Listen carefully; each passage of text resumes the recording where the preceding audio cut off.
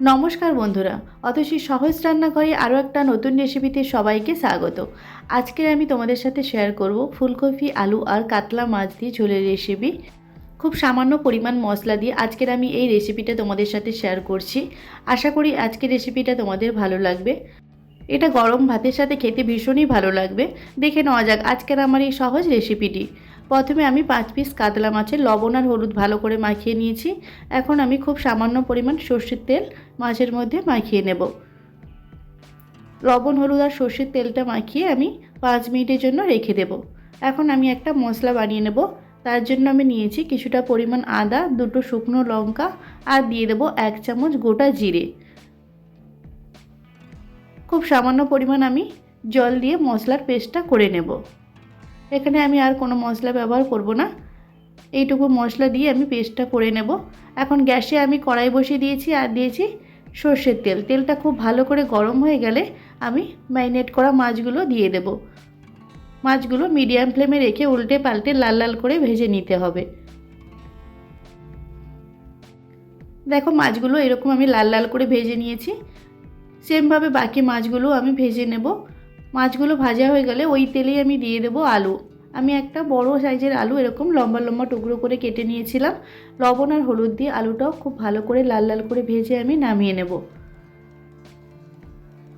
গ্যাসটা low to medium ফ্লেমে রেখে আলুগুলো খুব ভালো করে ভেজে নামিয়ে নিতে হবে। আলুগুলো আমার ভাজা হয়ে গেছে। এখন আমি ওই তেলেই দিয়ে দেব ফুলকপি। ফুলকপিগুলো আমি মিডিয়াম সাইজে করে কেটেছি, খুব বেশি বড়ও না আবার খুব বেশি ছোটও নয়। এইভাবে ফুলকপিগুলো কেটে নিতে হবে। ফুলকপিতেও খুব সামান্য পরিমাণ লবণ আর হলুদ দিয়ে ভালো করে ভেজে নিতে হবে। দেখো ফুলকপিগুলো আমি লাল লাল করে ভেজে নিয়েছি। এখন আমি আরও কিছুটা পরিমাণ সর্ষের তেল আমি দিয়ে দিয়েছি। এখন আমি দিয়ে দেব 1 চামচ কালো জিরে ফোড়ন। ফোড়নটা আমি কিছু সময় নাড়াচাড়া করে নেব। তারপর আমি দিয়ে দেব পেঁয়াজ বাটা। আমি এখানে একটা বড় সাইজের পেঁয়াজ পেস্ট করে নিয়েছিলাম।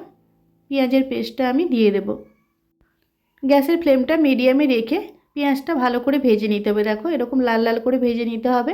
এখন আমি দিয়ে দেব দুটো কাঁচা লঙ্কা। কাঁচা লঙ্কাটা দিয়েও পেঁয়াজের সাথে খুব ভালো করে আমি ভেজে নেব। ভালো করে ভাজা হয়ে গেলে আমি দিয়ে দেব মশলার পেস্ট। যে মশলাটা আমি রেডি করে রেখেছিলাম আদা, শুকনো লঙ্কা, জিরা, সেই মশলার পেস্টটা আমি দিয়ে দেব। মশলাটা দিয়েও খুব ভালো করে কষিয়ে নিতে হবে। যতক্ষণ না আদার কাঁচা গন্ধটা চলে যায় ঠিক ততক্ষণ পর্যন্ত মশলাটা কষিয়ে নিতে হবে। গ্যাসের ফ্লেমটা লো টু মিডিয়াম ফ্লেমে রেখে মশলাটা ভালো করে কষিয়ে নিতে হবে। দেখো মশলাটা আমি খুব ভালো করে কষিয়ে নিয়েছি। এখন আমি দিয়ে দেব একটা টমেটোর পেস্ট। টমেটোর পেস্টটা দিয়েও খুব ভালো করে মশলার সাথে কষিয়ে নেব। মশলা থেকে যতক্ষণ না তেল ছাড়ে ঠিক ততক্ষণ পর্যন্ত মশলাটা কষিয়ে নিতে হবে। মশলাটা ভালো করে কষানো হয়ে গেলে আমি দিয়ে দেবো স্বাদ মতো লবণ, 1 চামচ হলুদ গুঁড়ো আর দিয়ে দেবো 1 চামচ কাশ্মীরি লঙ্কার গুঁড়ো। খুব সামান্য পরিমাণে একটু জল দিয়ে দেবো। তারপর মশলাটা আমি ভালো করে কষিয়ে নেব। মশলাটা খুব ভালো করে কষিয়ে নিতে হবে। কাশ্মীরি লঙ্কাটা দেওয়ার জন্য তরকারির কালারটাও ভীষণ ভালো হবে। তোমরা যদি বাদ দিতে চাও তাহলে অবশ্যই বাদ দিতে পারো। মশলাটা আমি খুব ভালো করে কষিয়ে নিয়েছি। এখন আমি দিয়ে দেবো আগে থেকে ভেজে রাখা আলু আর ফুলকপি। আলু আর ফুলকপিটা খুব ভালো করে মশলার সাথে কষিয়ে নিতে হবে। 5 মিনিটের মতো মশলার সাথে ভালো করে আলু আর ফুলকপিটা কষিয়ে নিতে হবে। গ্যাসের ফ্লেমটা লো টু মিডিয়ামেই রাখতে হবে, নাহলে মশলাটা পুড়ে যেতে পারে হাই ফ্লেমে রাখলে।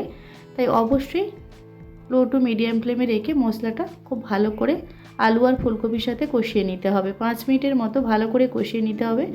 যত বেশি ভালো কষানো হবে তরকারির টেস্টটা ভীষণ ভালো হবে। এখন আমি দিয়ে দেবো গরম জল। পরিমাণ মতো গরম জল দিয়ে দিতে হবে।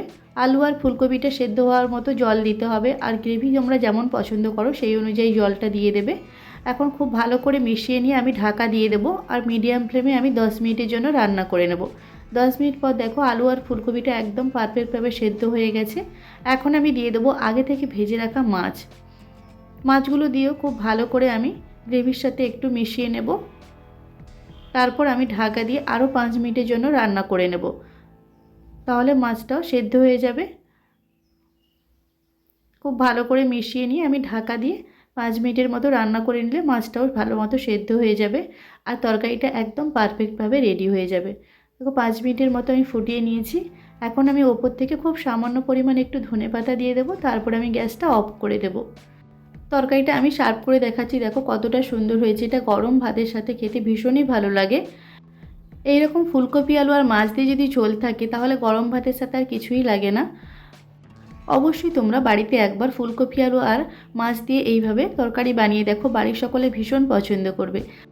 আশা করি আজকের ভিডিওটা তোমাদের ভালো লেগেছে। যদি ভালো লাগে তাহলে অবশ্যই একটা লাইক করে দেবে আর কমেন্ট করে জানাবে কেমন হয়েছে আজকের রেসিপিটা। আর আমার রেসিপিগুলো যদি তোমাদের ভালো লাগে তাহলে অবশ্যই আমার চ্যানেলটিকে সাবস্ক্রাইব করে পাশে থাকা বেল আইকনটি প্রেস করে অল অপশানে ক্লিক করে দেবে। তাহলে যখন আমি নতুন কোনো ভিডিও আপলোড করব সবার প্রথম তোমাদের কাছে নোটিফিকেশান পৌঁছে যাবে। আজকের ভিডিওটা এই পর্যন্ত। নেক্সট কোনো ভিডিওতে তোমাদের সাথে আবার দেখা হচ্ছে নতুন কোনো একটা রেসিপি নিয়ে। ততক্ষণে তোমরা ভালো থেকো, সুস্থ থেকো। ধন্যবাদ।